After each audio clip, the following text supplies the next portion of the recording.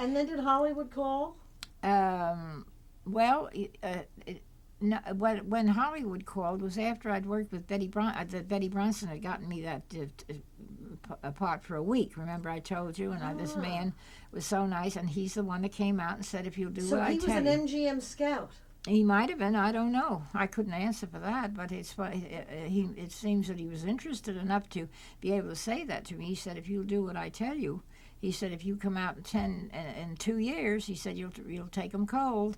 And that's just exactly what happened to me. I did what I went back to school, and then I began going in, though, for beauty contests and things like that, and I finally began to learn that in fact, I was picked out for number 2, which meant, but the point of it was, if I had been able to walk better, I think I'd have made for number 1.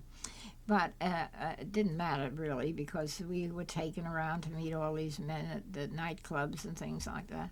And so I did very well, and I enjoyed myself. But I still, my mother wanted me to, she didn't want to force me to do things, but she did want me to get my schooling, And so I think I went back to school for a while. I've forgotten about that. But then I got the...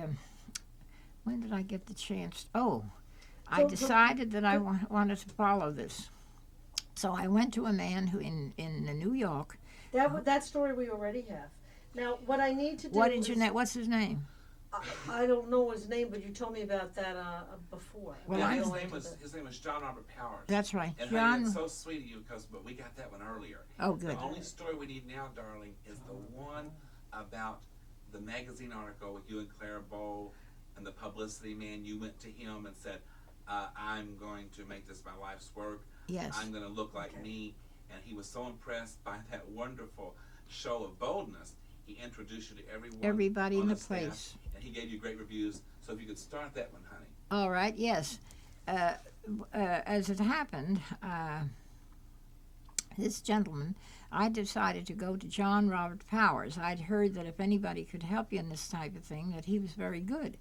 And I had a very happy thing happen. As I was going into his office, a man saw me, a young man, and he said, "Boy, what eyes."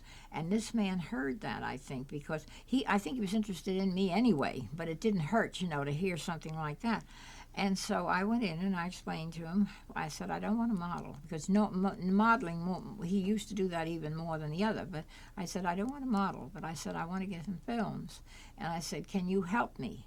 Well, he said, give me about 45 days and maybe I can. And so, sure enough, we had a movie down at the beach. He had a movie that he was trying to get people for down at the beach, and he picked me. And so and he had picked another young lady, the one you mentioned. And but the point of it was, she was very attractive, very sweet, but she couldn't act. And the one that they'd picked for the lead, you see. And so I let them know that I could act, and I did. So they gave me the lead. But she never held it against me. We became very good friends. I mean, she said to me, Anita's for you, it's not for me. Who was your favorite actress to play with? Well, I didn't get to play with her. Norma Talmadge was my favorite actress. Oh, I thought she was, just her name on the marquee, I mean, oh. But, and I met her later and had luncheon at the same table, but this was years later when we were out in Hollywood. And so, she was the one in New York and everything. Oh, I just thought when I'd see her name on the thing, that was it, And who was your favorite leading man? Oh, wow. That you played with? Oh, well, now, wait a minute. Oh, Ramon Navarro, I think. Now, I don't know if you remember him, but he was a star, and he was a big one, too, out in Hollywood, and he had a very tragic death later on, but at the time, he was a great star and very handsome. And so I kind of liked him, and he picked me for in other words, they were looking for a girl to play with him in a certain picture, and he was not too tall. They had to worry about that a little bit. I mean, he was tall enough. He was taller than the average girl, but he was still, they liked men taller even if possible. But they brought me in, and he had seen me. He used to come over when I was on the set, and he'd come over and he'd always kiss me on the forehead. And he was so nice and everything, and very handsome. And so they called me in, and there was another girl that was up for a lead with him. and I was up for a lead with him. And so anyway, and I wanted to get that, but bad. So I waited. They were worried a little bit because he was not too tall, and I was fairly tall. I wasn't as tall as he was, but I mean, they were looking for really a taller man. But he apparently liked me because I went out first, and I waited. And as he came out, I said, "Oh, Mr. Navarro, I hope I get the part." And he looked at me and he said, "I think you will." And I did. So, anyway, he was wonderful to me on the picture. We worked on it, and I had the lead.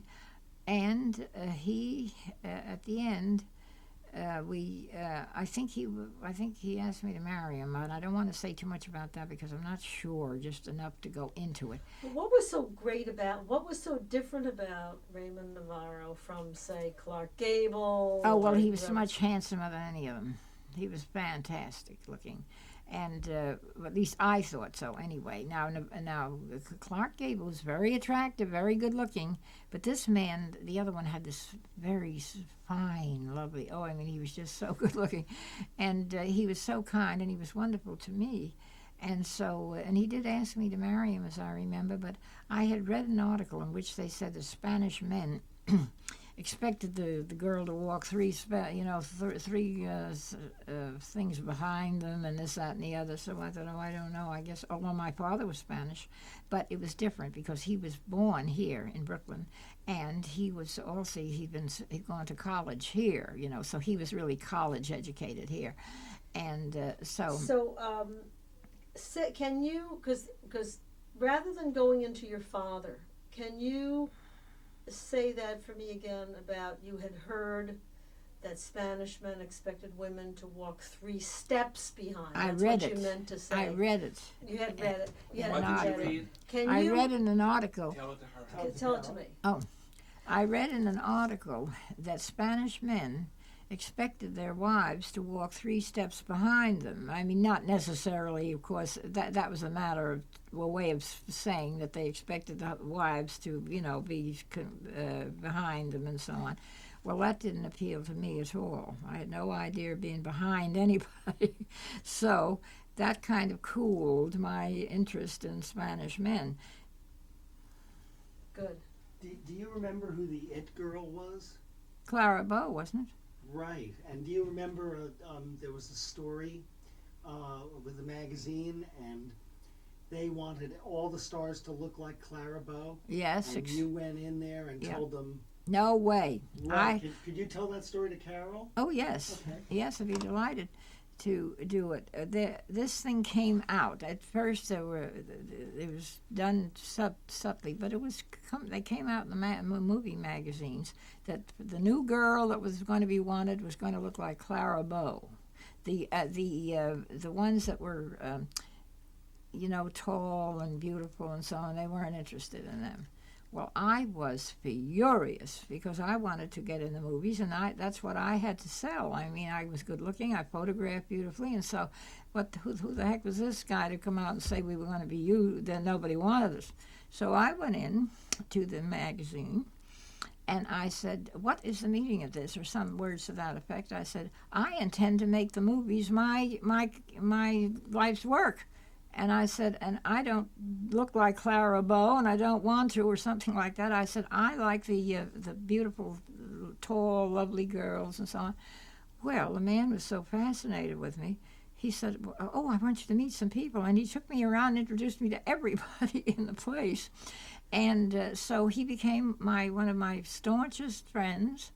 He later, when I got in the movies, he was the one that would check my work, and of course he gave me beautiful write-ups, things like she has beauty, she has a magnetic unself-consciousness, and this, that, and the other, and of course that was what people read, and that was great. I mean, I was really getting some marvelous work there, and he did for the rest of my career. I think he was the one that would say how well I remember at the end. I'd given a horrible little part because the studio had decided to tell me something.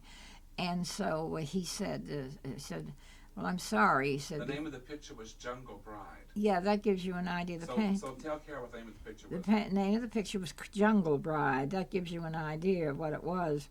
And so I had to do it. I mean, I was under contract, you see, and so you have to do it, or else you probably never could make another. I don't know, but I mean, if you just went against your contract, that wouldn't be too good. So I couldn't do that.